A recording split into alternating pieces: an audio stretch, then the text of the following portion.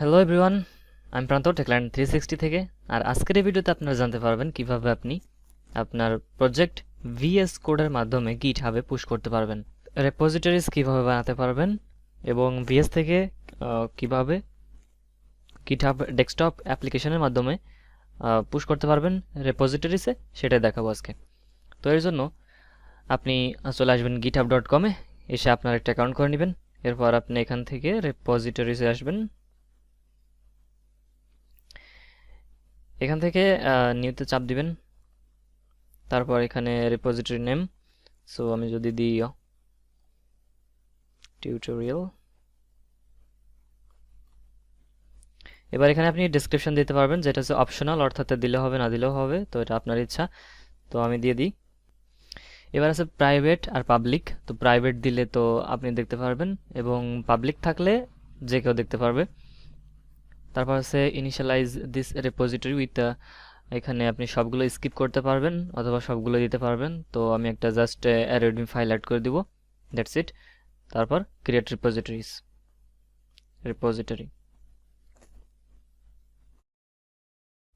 So আমাদের repository তৈরি। এবার আমরা আসব গিটহাব ফর ডেস্কটপ। তারপর আপনি desktop.github.com দেখতে পারবেন, এখানে চলে আসবেন। তারপর ডাউনলোড ফর উইন্ডোজ এই অ্যাপ্লিকেশনটি নামিয়ে নেবেন। তো আমার এই সফটওয়্যারটি নামানো আছে, আমি জাস্ট একদিন আগে নামিয়েছি। তো আপনারা জাস্ট সিম্পলি এটা ডাউনলোড করে নেবেন।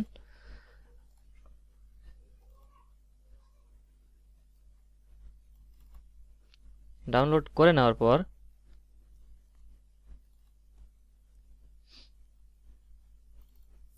সফটওয়্যারটি ইনস্টল করে নেবেন। ইনস্টল করতে right click, run as administrator, yes.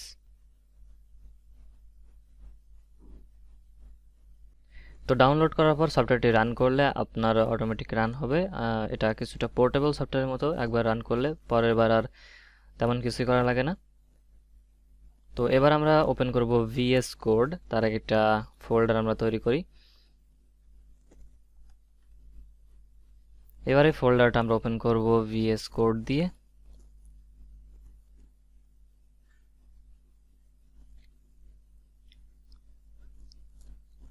এবার আমরা প্লাগইন ইনস্টল করব, এক্সটেনশন, যার নাম হচ্ছে গিটহাব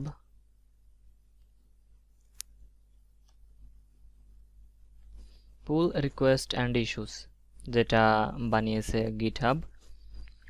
এবার এটা ইনস্টল করে নেব।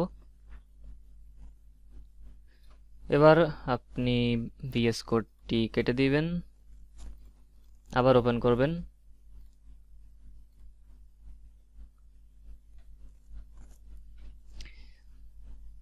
এবার ওপেন করবেন আপনি গিটহাব ডেস্কটপ সফটওয়্যারটি। এখান থেকে ফাইল, অপশনস, তারপর অ্যাকাউন্ট। এখান থেকে গিটহাব অ্যাকাউন্টে সাইন ইন করতে হবে। তো যে এটা অবশ্য ব্রাউজারে ওপেন হবে সাইন ইন করার জন্য। তো যে ব্রাউজারে আপনার অ্যাকাউন্ট আছে সেই ব্রাউজারটা আগে থেকে ওপেন করে রাখবেন। তারপর সাইন ইনে চাপ দিবেন, কন্টিনিউ উইথ ব্রাউজার। তারপর এখান থেকে ওপেন গিটহাব ডেস্কটপ.exe। এখানে কিছু একটা প্রসেসিং হবে, তারপর আপনার অ্যাকাউন্ট লগ ইন হয়ে যাবে।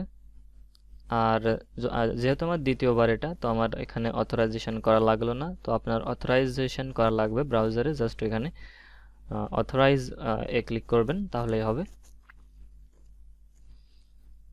এবার আমরা রেপোজিটরি ক্লোন করব। তো তার জন্য ফাইল, তারপর ক্লোন রেপোজিটরি।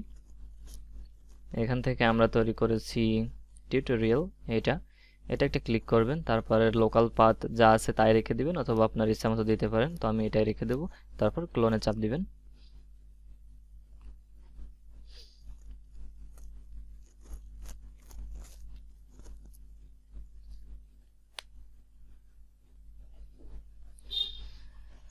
এবার এখানে অ্যাটম থাকবে, তো আপনি ভিএস কোড আনার জন্য অপশনে চাপ দিবেন, এখানে অপশনস।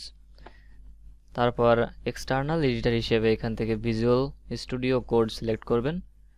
আর শেল গিট ব্যাশ রাখবেন, তারপর সেভ করে দিবেন।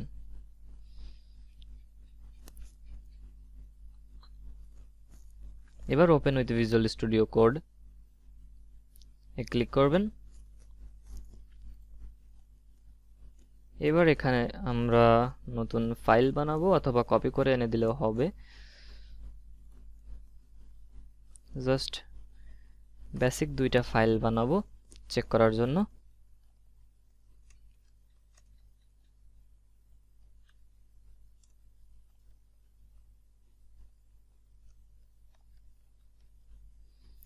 and HTML ও আমরা ঠিক একটা বেসিক স্ট্রাকচার রাখবো।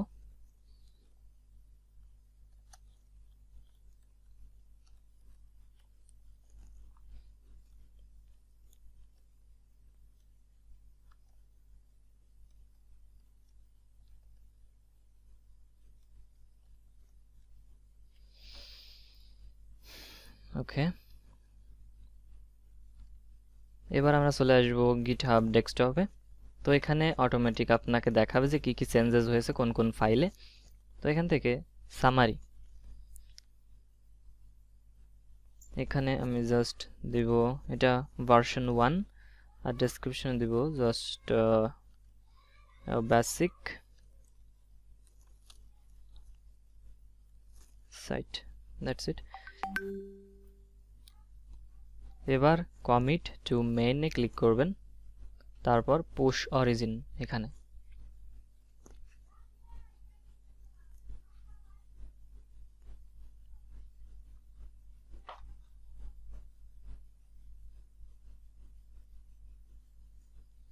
তো আমাদের পুশ কমপ্লিট আই থিংক।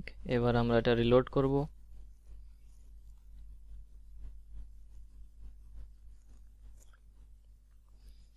তো যেমনটি দেখতে পাচ্ছেন এখানে আমাদের দুইটা ফাইল আপলোড হয়ে গেছে, অর্থাৎ পুশ হয়ে গেছে, এবং এখানে এটা v1 অর্থাৎ আমরা যে ভার্সনটা দিয়েছিলাম। এবার আমরা আবার আপাতত এখন পর্যন্ত আমাদের রেপোজিটরি তৈরি করা এবং প্রজেক্ট পুশ করা কমপ্লিট।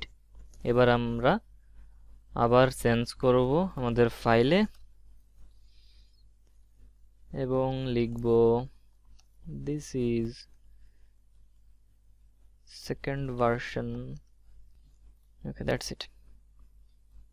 এবার আমরা চলে আসবো আবার GitHub ডেস্কটপে এবং দেখতে পাবো যে আমরা এখানে index.html এর ভিতরে দুইটা লাইন অ্যাড করেছি। এবার আমরা এটার ভার্সন লিখব 2, updated the subscribe button এবং commit to main, তারপর push origin। এখানে আমাদের কাজ চলছে এবং push প্রায় কমপ্লিট।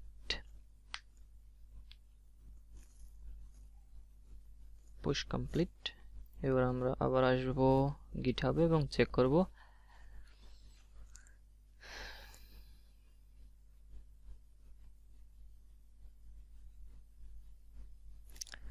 তো যেমনটি দেখতে পাচ্ছেন আমাদের index.html এ শুধুমাত্র এডিট করেছি এবং সেটাই ভার্সন 2 এখানে আপডেট হয়ে গেছে এবং style.css এ কোনো চেঞ্জ আসেনি, অর্থাৎ আমরা করিনি। তো এখানে v1 আছে।